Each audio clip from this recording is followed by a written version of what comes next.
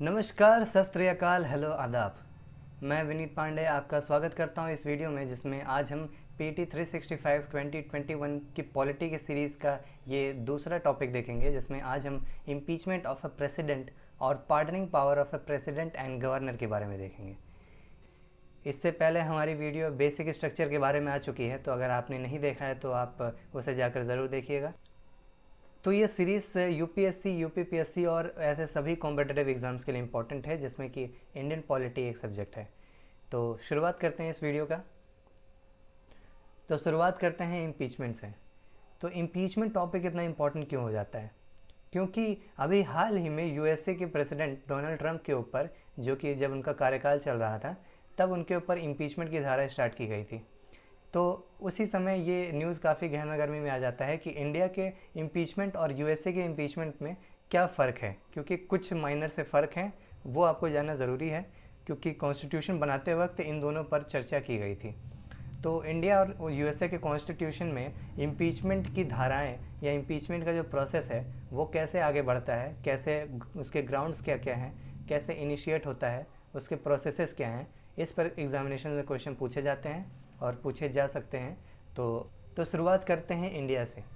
अगर इंडिया के प्रेसिडेंट के खिलाफ इम्पीचमेंट स्टार्ट करना है तो ग्राउंड क्या होना चाहिए, किस आधार पर हम उनके खिलाफ इम्पीचमेंट को स्टार्ट कर सकते हैं? तो अगर इंडिया के प्रेसिडेंट ने वायलेशन ऑफ अ कॉन्स्टिट्यूशन किया तो अंडर आर्टिकल 61 इनके खिलाफ इम्पीचमेंट की धारा स्टार्ट की जा सकती है। तो यूएसए के प्रेसिडेंट की बात करें तो यूएसए के प्रेसिडेंट के खिलाफ इम्पीचमेंट किस तरह लगाया जाता है और वो इंडिया के ग्राउंड से किस तरह से अलग है? तो अगर यूएसए के प्रेसिडेंट ट्रेजन करते हैं, ब्राइबरी करते हैं या किसी भी तरह का हाई क्राइम करते हैं, तो अगर वो किसी तरह का करप्शन करते हैं, रिश्वत वगैरह लेते हैं या कोई हाई क्राइम करते हैं, तब फिर उनके खिलाफ यूएसए में प्रेसिडेंट के खिलाफ इम्पीचमेंट लगाया जा सकता है। तो इंडिया में जैसा कि आप देख रहे हैं, सिर्फ कॉन्स्टिट्यूशन के वायलेशन की वजह से उनके खिलाफ इम्पीचमेंट स्टार्ट हो जाता है अंडर आर्टिकल 61, और यूएसए में ये कंडीशंस हैं ट्रेजन, ब्राइबरी और हाई क्राइम्स। ओके, तो ये डिफरेंस है इनके ग्राउंड्स में। हु कैन इनिशिएट, कौन शुरुआत कर सकता है इस इम्पीचमेंट का, मतलब कि इसका प्रोसेस कहाँ से स्टार्ट होगा? तो इंडिया की बात करें तो इंडिया में प्रेसिडेंट के खिलाफ इम्पीचमेंट को स्टार्ट करना किसी भी हाउस में हो सकता है, और वो पार्लियामेंट के किसी भी हाउस में किया जा सकता है, और वो लोकसभा भी हो सकती है और राज्यसभा भी हो सकती है। यूएसए की बात करें तो यूएसए में सिर्फ हाउस ऑफ अ रिप्रेजेंटेटिव, जो कि लोअर हाउस होता है वहाँ का, जिसको कि हम कह सकते हैं इंडिया का लोकसभा, तो उस हाउस में ही सिर्फ इम्पीचमेंट इनिशिएट किया जा सकता है, यानी कि शुरुआत की जा सकती है। तो प्रोसेस क्या है? स्टेज 1 और स्टेज 2, इन दोनों स्टेजेस में जो ये इम्पीचमेंट का प्रोसेस है वो बटा हुआ है। तो स्टेज 1 में क्या होता है?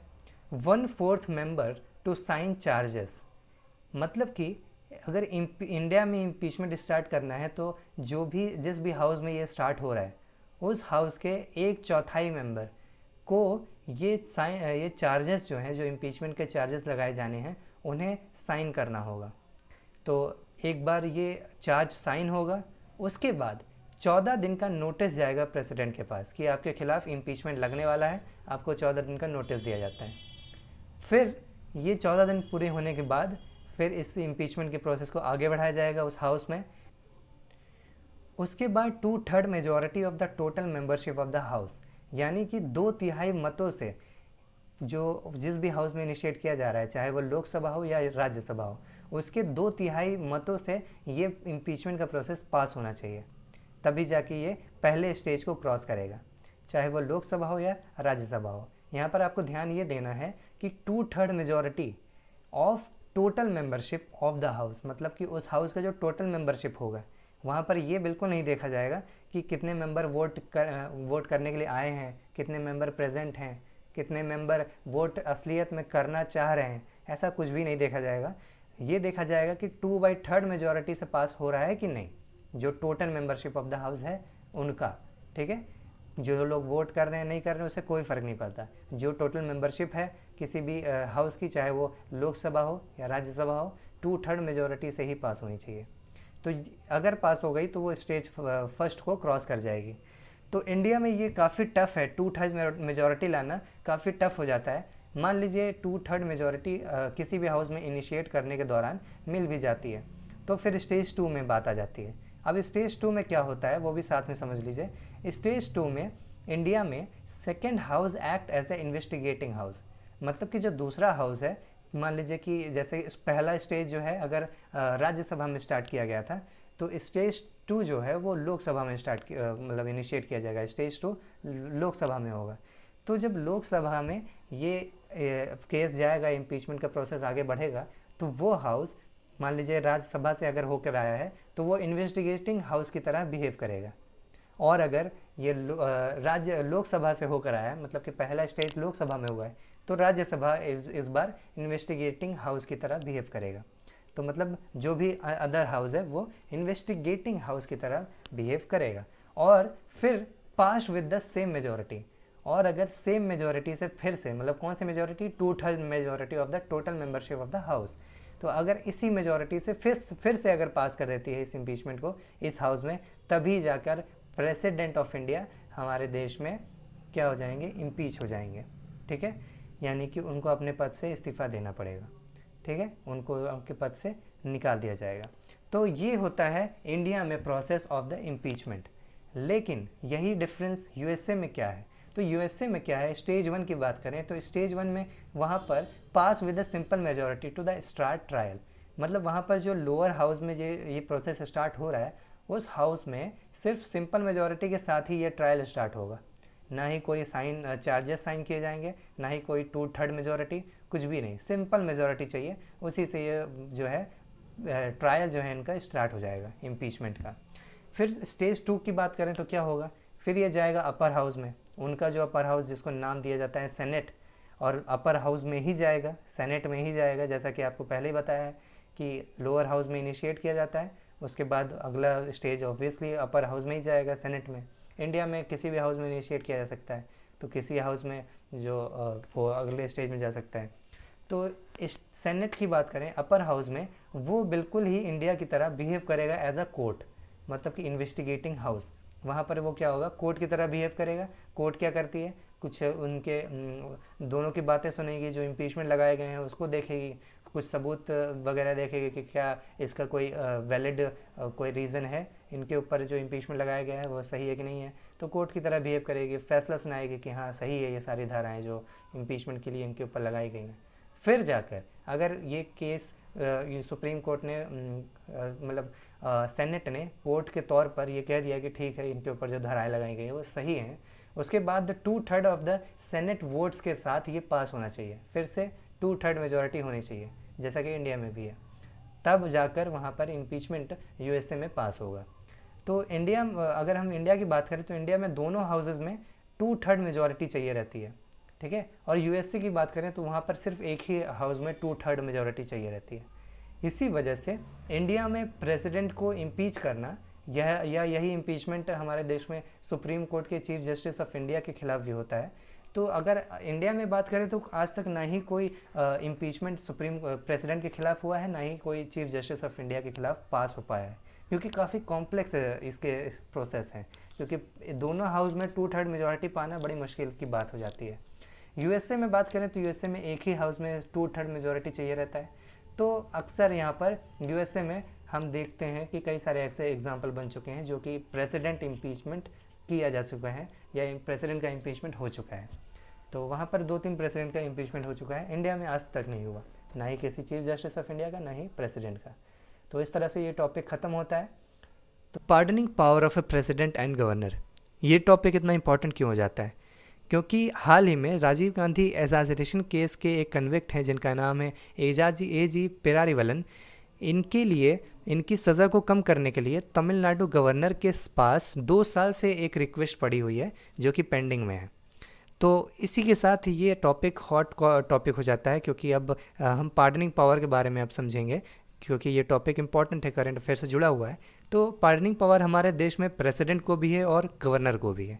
अब पार्डनिंग पावर होता क्या है? तो कई तरह के पार्डनिंग पावर होते हैं। तो pardoning power of A president देखते हैं।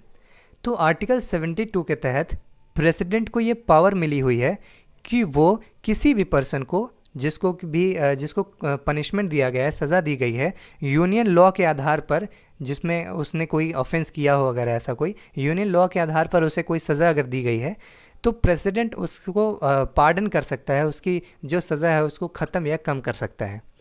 इसके अलावा पनिशमेंट और sentence is by court martial, मतलब कि प्रेसिडेंट को ये भी ताकत है कि अगर किसी मिलिट्री कोर्ट में किसी के खिलाफ अगर कोर्ट मार्शल का अगर फैसला सुनाया गया है या पनिशमेंट दी गई है, तो उसे भी पार्डन कर सकते हैं हमारे देश के प्रेसिडेंट। और sentence is of a death, मतलब कि अगर मौत की सज़ा सुनाई गई है किसी को भी, तो उसके मौत की सज़ा को यानी कि फांसी की सज़ा को भी प्रेसिडेंट द्वारा रद्द किया जा सकता है। तो ये ताकत मिली है आर्टिकल 72 के तहत हमारे देश के प्रेसिडेंट को। तो प्रेसिडेंट को क्या इन्हीं तरह का बस सिंपल सा ये पावर है? नहीं, जो ये पार्डनिंग पावर है ये कई तरह के होते हैं। तो एक पहला पार्डनिंग पावर का टाइप आप देख सकते हैं कि एक पार्डन होता है।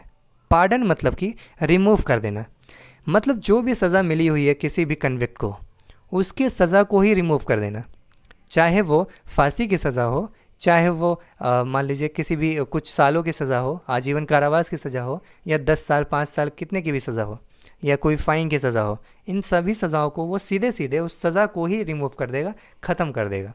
तो ये होता है पार्डन करना, मतलब माफ़ कर देना पूरी तरह से। ठीक है। तो अगला type of a pardoning power होता है कम्यूटेशन। कम्यूटेशन क्या होता है? इसका मतलब होता है सब्स्टिट्यूशन, यानी कि इसके तहत प्रेसिडेंट को पावर होता है कि अगर किसी पर्सन को कन्विक्ट किया गया है या कोई किसी पर्सन को पनिशमेंट दी गई है किसी भी तरह की, चाहे वो फांसी हो, चाहे वो आजीवन कारावास हो, या बड़े लंबे अवधि के लिए उसे सज़ा दी गई हो जेल में रहने के लिए, तो उसकी जगह वो कोई और छोटा, कोई भी कम समय वाला या छोटा पनिशमेंट दे सकता है। ठीक है, प्रेसिडेंट को ये ताकत मिली हुई है। मतलब कि जैसे फांसी की सज़ा हो तो आजीवन कारावास दे दिया जाए, या आजीवन कारावास हो तो उसकी सज़ा कम करके कुछ 8-10 साल कर दी जाए, या 8-10 साल ही हो तो उसकी सज़ा कम करके 1-2 साल कर दी जाए। 1-2 साल है तो हो सकता है उसकी सज़ा कुछ फ़ाइन देकर उसकी जगह उसे बेल दे दिया जाए, उसकी सज़ा को माफ़ कर दिया जाए। तो इस तरह से वो सब्स्टिट्यूशन कर सकता है, और ये सब्स्टिट्यूशन वाला जो पार्डनिंग पावर है वो कम्यूटेशन कहलाता है। तो इस तरह से ये पार्डन और कम्यूटेशन क्लियर है। अब देखते हैं रेमिशन। रेमिशन क्या होता है? रिड्यूसिंग, मतलब कि रेमिशन में होता है रेमिट करना, आपने सुना होगा। रेमिशन मतलब कि एक तरह से कम कर देना, कोई चीज़ झाड़ झाड़ के उसे कम कर देना।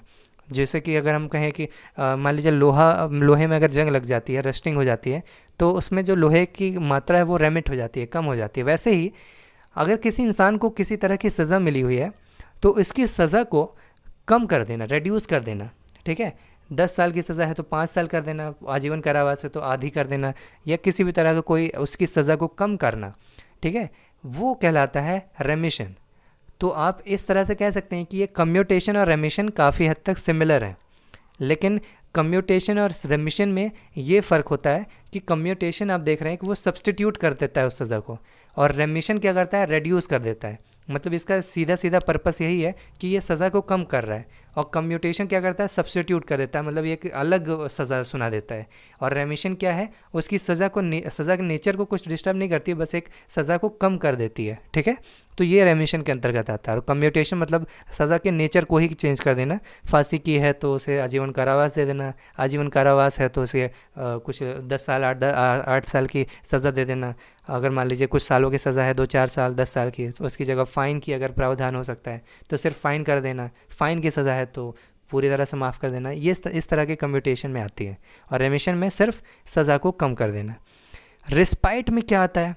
तो रिस्पाइट में जैसा कि मैंने यहाँ पर लिखा है प्रेगनेंसी। तो इसके अलावा, प्रेगनेंसी के अलावा ऐसे भी लोग होते हैं जो कि मेंटली या फिज़िकली किसी भी तरह से रिटार्डेड हो चुके हैं। फिज़िकली रिटार्डेड मतलब कि कोई पैर टूट चुका है, या किसी भी तरह से शरीर से पैर हाथ कुछ हड्डियाँ टूट गई हैं, शरीर के अंदर कोई प्रॉब्लम हो गई है, या कैंसर हो गया है, टीबी हो गया है, कोई बड़ी बीमारी हो गई है। प्रेगनेंसी की बात करें तो प्रेगनेंसी में इंसान जैसे औरतें काफ़ी कमज़ोर हो जाती हैं, या उन्हें स्पेशल केयर की ज़रूरत होती है जो कि जेल में मिलना मुश्किल है। तो ऐसे केस में प्रेसिडेंट उनके लिए एक पार्डनिंग रेस्पाइट का सिस्टम, रेस्पाइट की पार्डनिंग पावर को अप्लाई कर सकते हैं, जिससे उन्हें सज़ा से माफ़ किया जा सकता है, या उस कुछ दौरान उन स्पेशल ट्रीटमेंट के लिए कोई एक व्यवस्था की जा सकती है। तो एक तरह से अगर हम सज़ा को माफ़ी करना माने तो ये रिस्पाइट या प्रेगनेंसी होती है, ठीक है। रिस्पाइट मतलब कि प्रेगनेंसी, आप अगर रिस्पाइट आएगा तो आप समझ लीजिएगा प्रेगनेंसी या किसी भी तरह के जो फिज़िकली या मेंटली कोई रिटार्डेड हो तो उसको अगर ये किसी भी तरह का पार्डनिंग मिलता है, पार्डन होता है, तो वो रिस्पाइट के अंतर्गत आता है। उसके बाद आता है रिप्रीव। तो रिप्रीव मतलब कि स्टे, यानी कि स्टे लगा देना। स्टे किस चीज़ पे लगाना, यानी कि कोई अगर किसी को फांसी की सज़ा दी जाती है तो वो प्रेसिडेंट उन्हें एक रिप्रीव कर सकते हैं, यानी कि उनकी फांसी की सज़ा को रोक सकते हैं कुछ देर के लिए। तो ये एक टेम्परेरी प्रोविज़न होता है, यानी कि टेम्परेरी पावर होता है कि टेम्परेरी स्टे लगा दिया जाएगा आपके फांसी के जो सज़ा सुनाई गई है। तो आप जाकर कोर्ट में जहाँ भी आपको फांसी दी गई है वहाँ पर फिर से अपील कर सकते हैं कि फांसी की सज़ा माफ़ की जाए, तो आप वहाँ जाकर उसे कर सकते हैं। लेकिन प्रेसिडेंट क्या करेंगे, सिर्फ स्टे लगा देंगे। जब आपका डेट निश्चित हुआ होगा तब स्टे लगा देंगे और आपको कुछ दिन टाइम मिल जाएगा, बस इतना ही है। लेकिन हमेशा के लिए आपकी फांसी की सज़ा को माफ़ नहीं किया जाएगा। तो ये होता है रिप्रीव। अब हम देखते हैं pardoning power of a governor. तो गवर्नर के अंतर्गत क्या आता है कि आर्टिकल 161, ये गवर्नर की जो पार्डनिंग पावर है वो आर्टिकल 161 के अंतर्गत आती है। जैसा कि आपने देखा प्रेसिडेंट की पार्डनिंग पावर आर्टिकल 72 के अंतर्गत आती थी।